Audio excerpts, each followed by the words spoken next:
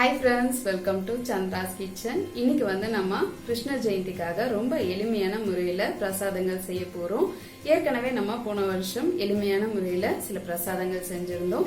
இந்த வருஷம் பாத்தீங்கன்னா ரவா பொங்கல், கோதுமை தட்டை, அவல் லட்டு இது மூணும் தான் செய்ய போறோம். இந்த பிரசாதங்கள் எப்படி செய்யறது, இதுக்கு தேவையான பொருட்கள் என்னன்றதெல்லாம் பார்க்கலாம் வாங்க. இப்போ நம்ம கிருஷ்ண ஜெயந்தி பலகாரம் செய்கிறதுக்கு தேவையான பொருட்கள் எல்லாமே பார்த்துடலாம், என்னென்ன ரெசிபி பண்ண போகிறோம் அப்படின்ட்டு. நம்ம வந்து ரவா பொங்கலுக்கு வந்து ரவாவும் அதுக்கப்புறம் வந்து சிறுபருப்பும் எடுத்திருக்கோம். அதுக்கப்புறம் மிளகு சீரகம், கருவேப்பிலை, அடுத்தது வந்து முந்திரி. இது வந்து நான் ரவா பொங்கலுக்கு எடுத்து வச்சுருக்கேன். அடுத்ததாக தட்டை செய்கிறதுக்கு வந்து பார்த்திங்கன்னா கோதுமை மாவு 1 கப் எடுத்திருக்கேன். ஒரு 2 ஸ்பூன் அளவுக்கு அரிசி மாவு, கடலைப்பருப்பு 1 ஸ்பூன் எடுத்திருக்கேன். இது ஒரு அரை மணி நேரம் ஊற வச்சு எடுத்து வச்சுருக்கேன். மிளகாய் தூள் 1/2 ஸ்பூன், ஜீரகம் 1/4 ஸ்பூன், உப்பு தேவையான அளவு, கொஞ்சம் காஞ்ச கருவேப்பிலை எடுத்து வச்சுருக்கேன். அடுத்ததாக வந்து அவல் வந்து லட்டுக்காக எடுத்து வச்சுருக்கேன். அவல் லட்டுக்கு வந்து ஏலக்காய் 4 எடுத்து வச்சுருக்கேன். இதோட முந்திரி நம்ம இதிலேருந்து எடுத்துக்கலாம். தேவையான அளவு நெய் வந்து நம்ம இதுக்கு யூஸ் பண்ணிக்கலாம். இப்போ ஒரு குக்கரில் நம்ம வந்து சிறுபருப்பு 70 கிராம் இருக்குது. இதை வந்து நான் கழுவி வச்சுருக்கேன். இதை வந்து இதோட சேர்த்துக்கலாம். இது கூட தேவையான அளவு தண்ணி விட்டு நம்ம வந்து வேக வச்சுக்கலாம். இப்போ கொஞ்சம் தேவையான அளவு தண்ணி விட்டுக்கலாம். இதை நம்ம வேக வச்சிடலாம். இப்போ குக்கரில் சிறுபருப்பு வச்சாச்சு. இதை நம்ம விசில் போட்டுடலாம்.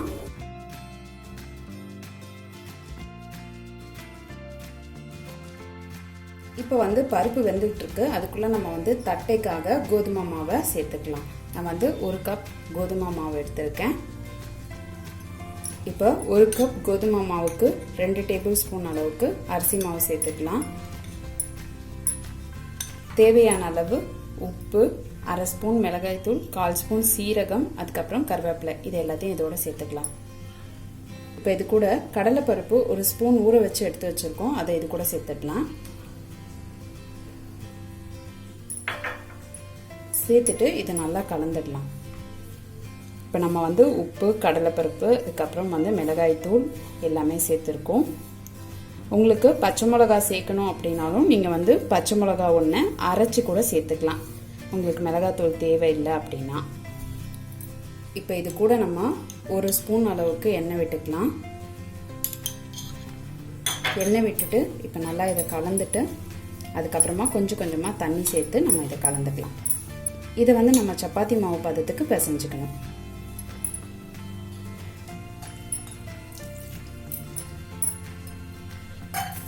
கொஞ்சம் கொஞ்சமாக தண்ணி விட்டு பிசைஞ்சுக்கோங்க. நான் வந்து உங்களுக்கு காமிக்கிறதுக்காக கொஞ்சமாக செஞ்சு காமிக்கிறேன். இதே நீங்கள் வந்து 2 கப் போடுறீங்கன்னா 4 ஸ்பூன் அளவுக்கு அரிசி மாவு சேர்த்துக்கோங்க. இதை நல்லா பிசைஞ்சுக்கணும்.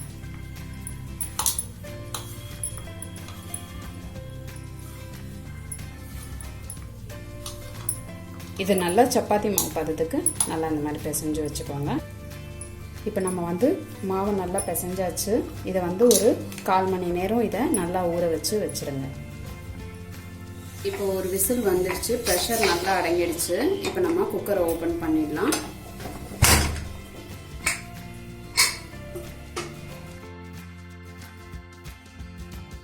பருப்பு நல்லா வெந்திருக்கு. இப்போ நம்ம வந்து கொஞ்சம் தண்ணி சேர்த்து கொதிக்க விட்டுட்டு அதுக்கப்புறமா ரவை சேர்த்துக்கலாம். இப்போ நான் 200 கிராம் ரவைக்கு 2.5 டம்ளர் அளவுக்கு தண்ணி விட்டுருக்கிறேன்.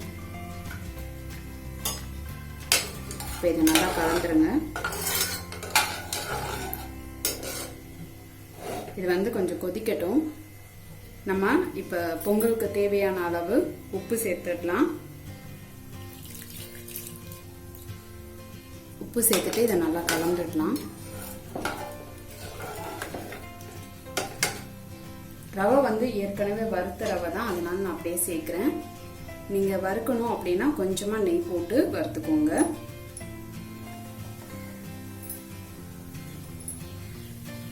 இப்போ இது நல்லா கொதிக்க ஆரம்பிச்சிடுச்சு. இப்போ நம்ம சிம்ல வச்சுட்டு ரவையை சேர்த்துடலாம்.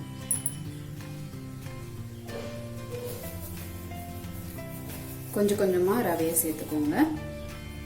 சேர்த்துட்டு நல்லா இதை கலந்து விட்டுடலாம். இது வந்து கட்டி தட்டாத அளவுக்கு இதை நல்லா கலந்துருங்க.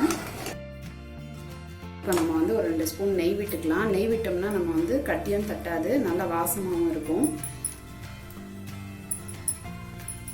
நெய் விட்டுட்டு இப்போ இதை நல்லா கலந்துடலாம். இப்போ பார்த்தீங்கன்னா நல்லா வெந்துருச்சு. இப்போ நம்ம மிளகு சீரகம் தாளித்து இதோட சேர்த்துடலாம். இப்போ ஒரு தட்கா பேனில் 1 ஸ்பூன் அளவுக்கு நெய் சேர்த்துக்கலாம். இது கூடவே வந்து முந்திரி பருப்பு, மிளகு சீரகம் சேர்த்துக்கலாம். பெருங்காயத்தூள் தேவையான அளவு சேர்த்துக்கலாம். நான் வந்து இஞ்சி சேர்க்கல. நீங்கள் கட்டி பெருங்காயம் சேர்க்கறதா இருந்தால் பொங்கலுக்கு வந்து பருப்பு வேக வைக்கும் போதே சேர்த்துக்கோங்க.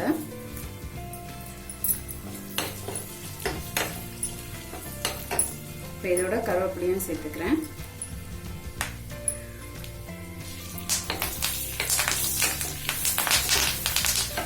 நல்லா பொரிஞ்சிருச்சு.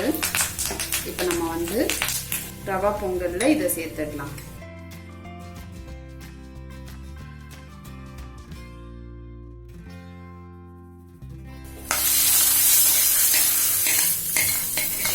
மொத்தம் வந்து 3 ஸ்பூன் அளவுக்கு நெய் சேர்த்துருக்கோம். ஸோ ரொம்ப சூப்பரான ரவா பொங்கல் ரெடி ஆயிடுச்சு. இதை நல்லா கலந்து விட்டுருங்க.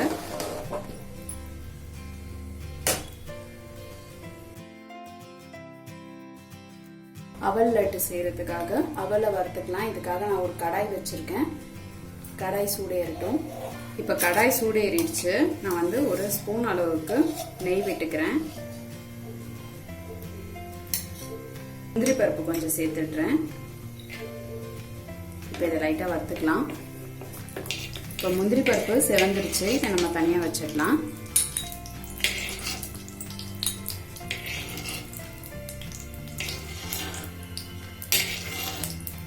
இப்போ இதே கடாயில் நம்ம வந்து 1 கப் அவல் சேர்த்துக்கலாம். இது வந்து 150 கிராம் அவல். இதை வந்து இது கூட சேர்த்துடலாம்.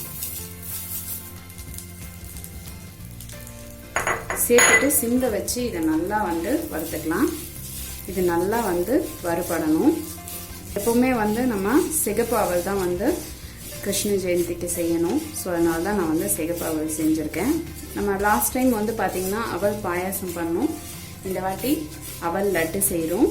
இப்போ உங்களுக்கு பார்க்கும்போதே தெரியும், ஒவ்வொரு அவல் வந்து உங்களுக்கு கலர் மாறி கொஞ்சம் லைட்டாக வெள்ளை கலராக மாறிட்டு இருக்கு. இதே மாதிரி எல்லா அவலும் வந்து மாறணும். அந்த அளவுக்கு இதை நல்லா வறுத்துக்கோங்க. இதை வந்து நம்ம சிம்ல வச்சு வறுத்தா தான் நல்லா இருக்கும். அதனால இதை வந்து சிம்ல வச்சு வறுத்துக்கோங்க. இப்போ பார்க்கும்போதே தெரியுது இல்லையா, ஒவ்வொரு அவல் வந்து பொரிஞ்சிருக்கு. இந்த மாதிரி எல்லா அவலும் நல்லா பொரியணும். இந்த அவலோட நம்ம வந்து பேரிச்சம்பழமும் சேர்த்து நம்ம உருண்டை பிடிச்சோம்னா வந்து ரொம்ப டேஸ்டாக இருக்கும். இப்போ இந்த அவல் வந்து பார்த்தீங்கன்னா நல்லா பொரிஞ்சுக்கிட்டு இருக்கு. இது ஃபுல்லாக பொரியணும். இப்போ வந்து அவல் நல்லா பொரிஞ்சிருச்சு. இந்த அளவுக்கு நல்லா பொரிஞ்சதும் இப்போ நம்ம அவலை வந்து மிக்சரில் சேர்த்துக்கலாம்.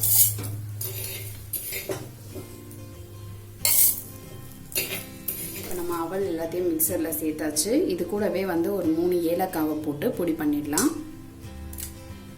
இந்த அவலை வந்து பொடி பண்ணி வச்சிருக்கோம். இப்போ நம்ம கொஞ்சம் வெல்லம் சேர்த்து இதை வந்து கலந்துடலாம். இப்போ நான் பாவு வெல்லம் சேர்த்துக்கிறேன். அதனால வந்து ஒரு 3 ஸ்பூன் அளவுக்கு பாவுக்கு வெல்லம் சேர்த்துக்கிறேன். அதிகமானா நீர்த்து போயிடும். அதனால வந்து கொஞ்சம் கம்மியாகவே சேர்த்துக்கிறேன். கொஞ்சமாக லைட்டாக தண்ணி விட்டுக்கோங்க. இப்போ இதை வந்து நல்லா கலந்துக்கோங்க. இது கரைஞ்சா போதும். நம்ம வந்து அவலை சேர்த்துக்கலாம்.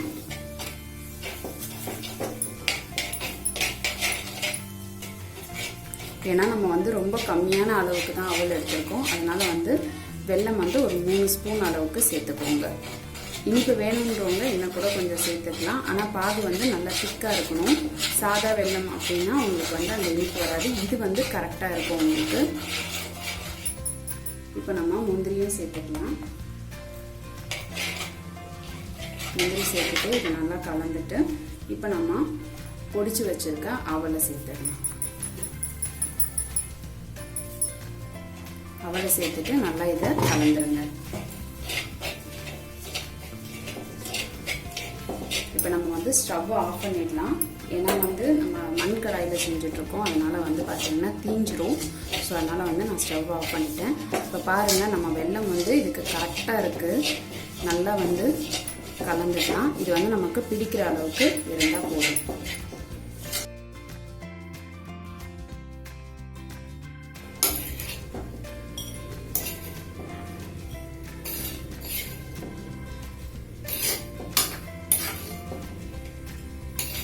இப்போ வந்து பார்த்திங்கன்னா நம்ம கொஞ்சம் ஆறிடுச்சு.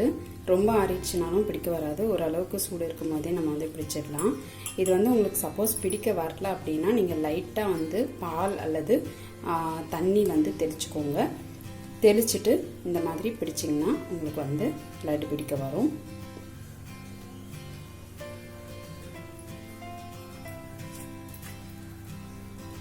இதே மாதிரி எல்லா லட்டையும் வந்து பிடிச்சிக்கோங்க. அது ரொம்ப சூடு ஆறிடுச்சுன்னா நம்மளால் பிடிக்க வராது. கொஞ்சம் சூடு இருக்கும் போதே பிடிச்சிங்கன்னா உங்கள் கைக்கு சூடு தாங்குகிற அளவுக்கு இருந்தால் மட்டும் நீங்கள் வந்து சூடாக இருக்கும் போது பிடிங்க. இல்லைன்னா கொஞ்சம் தண்ணி தெளிச்சிங்கன்னா பிடிக்க வரும். இதே மாதிரி எல்லா லட்டையும் பிடிச்சிடுங்க.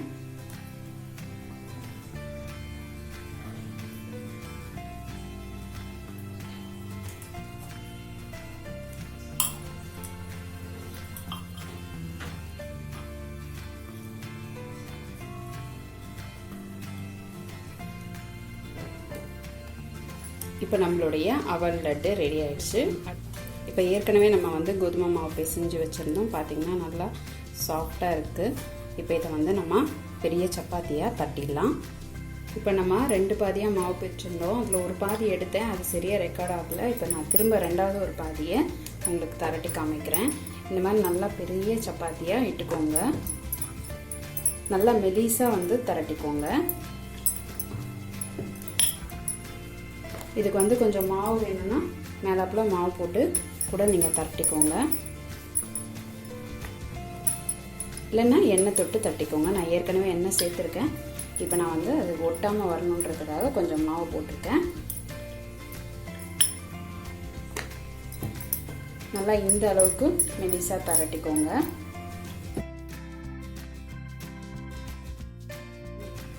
இப்போ மெலிசா தரட்டியாச்சு. இப்போ நம்ம ஒரு மூடியை வச்சு இதை கட் பண்ணிக்கலாம்.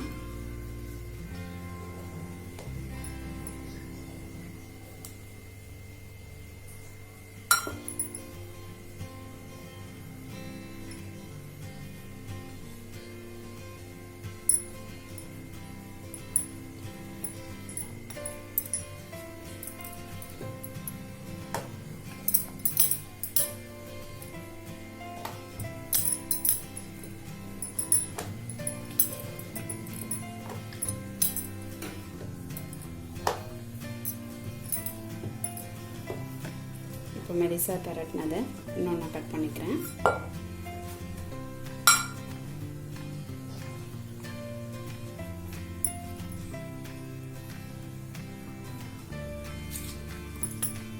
இப்போ கடைசியாக வந்து ஒரு சின்ன உருண்டை மாவு வந்து மிச்சம் இருக்குது. அதை வந்து மெலிசா தட்டிக்கலாம்.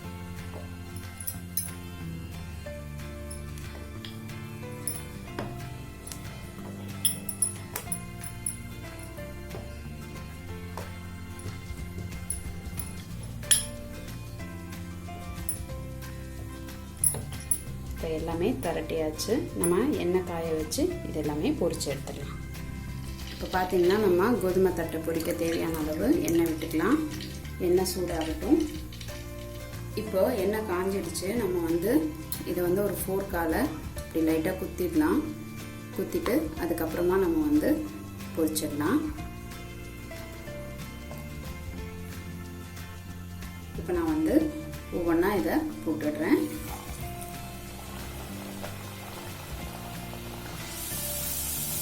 இப்போ இன்னொன்று நான் இந்த சைடில் போடுறேன். நீங்கள் 2-3 கூட போடுங்க. இதை வந்து லைட்டாக அப்படியே திருப்பி விட்டுடலாம்.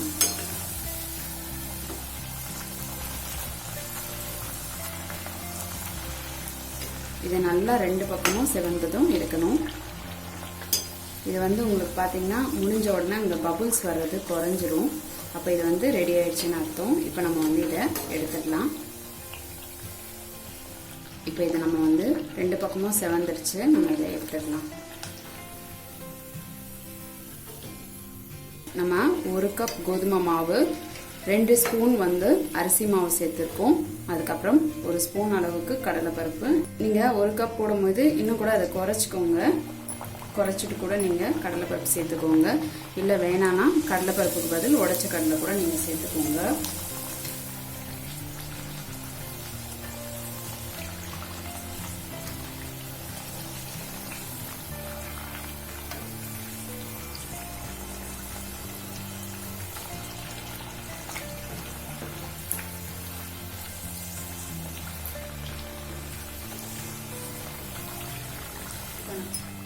ஃப்ரெண்ட்ஸ், இப்போ நம்மளுடைய பிரசாதங்கள்லாம் ரெடியாக இருக்குது. இதை வந்து நம்ம கிருஷ்ணருக்கு படைச்சிடலாம் வாங்க.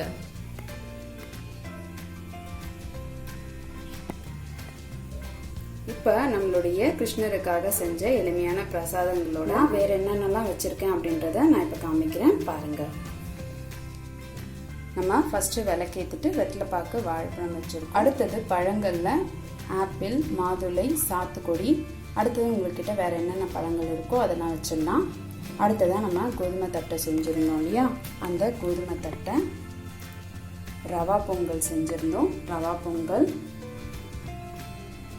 அவல் லட்டு, அடுத்தது கொஞ்சம் உடைச்ச கடலை, தனியாக அவல் வச்சுருக்கேன், அடுத்தது நாட்டு சக்கரை வச்சுருக்கேன். நம்மளுடைய கிருஷ்ண ஜெயந்திக்கு நம்ம எந்த பிரசாதங்களும் செய்யலைன்னா கூட பால், அடுத்ததாக தயிர், வெண்ணெய், நெய் இதெல்லாம் நம்ம வைக்கணும். ஸோ இது வந்து ரொம்ப முக்கியமான ஒரு விஷயம். நீங்கள் வந்து பிரசாதங்கள் செய்ய முடியலன்னா கூட பால், தயிர், வெண்ணெய், அடுத்தது நெய் இது எல்லாத்தையும் வச்சிடுங்க. இது ரொம்ப கிருஷ்ணருக்கு பிடித்தமான ஒரு பொருள். அது கூட நீங்கள் அவல் வச்சிடுங்க. ஏன்னா அவல் வந்து ரொம்ப விசேஷம், கண்ணனுக்கு ரொம்ப பிடித்தமானது. அதுவும் இந்த சிகப்பு அரிசி அவல் வந்து நம்ம வந்து வைக்கிறது ரொம்ப சிறப்பு. குழந்தைங்களுக்கு பிடிச்சமான எல்லா விதமான ஸ்வீட்ஸ், சாக்லேட்ஸ் இந்த மாதிரி எல்லாமே வைக்கலாம். ஏன்னா வந்து குழந்தையா இருக்கக்கூடிய கிருஷ்ணரை நம்ம வீட்டுக்கு வர வைக்கிறதுக்காக தான் இந்த கிருஷ்ண ஜெயந்தி நம்ம வந்து பூஜை பண்றோம்.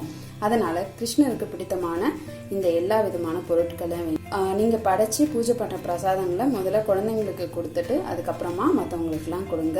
நீங்களும் இதை சாப்பிடலாம். கிருஷ்ண ஜெயந்திக்கு வந்து நிறைய பேர் வந்து காலையில இருந்து விரதம் இருப்பாங்க. இருந்துட்டு ஈவினிங் பூஜை பண்ணிட்டு தான் சாப்பிடுவாங்க. கிருஷ்ண ஜெயந்தி பூஜை பார்த்தீங்கன்னா எப்பவுமே ஈவினிங் தான் செய்யணும். ஸோ வந்து நீங்கள் கிருஷ்ண ஜெயந்தி பூஜையை ஈவினிங் பண்ணுங்கள். ஈவினிங் வந்து நம்ம ஒரு 6:30 மணிக்கு மேலே கூட நம்ம பண்ணலாம். நைட்டு நம்ம கிருஷ்ண ஜெயந்திக்காக எளிய பிரசாதங்கள் செஞ்சுருந்தோம். இது எல்லாமே உங்களுக்கு ரொம்ப யூஸ்ஃபுல்லாக இருக்கும்னு நினைக்கிறேன். இந்த வீடியோ உங்களுக்கு பிடிச்சிருந்ததுன்னா லைக் பண்ணுங்கள், உங்கள் ஃப்ரெண்ட்ஸோட ஷேர் பண்ணுங்கள். இதே மாதிரி இன்னும் நிறைய வீடியோஸ் பார்க்கறதுக்காக இது வரைக்கும் சந்திராஸ் கிச்சனை சப்ஸ்கிரைப் பண்ணாமல் இருந்தீங்கன்னா சப்ஸ்கிரைப் பண்ணிடுங்க. பக்கத்தில் இருக்கிற பெல் பட்டனையும் ப்ரெஸ் பண்ணுங்கள். நான் இன்னொரு சுவாரஸ்யமான ரெசிபியோட உங்களை சந்திக்கிறேன். நன்றி, வணக்கம்.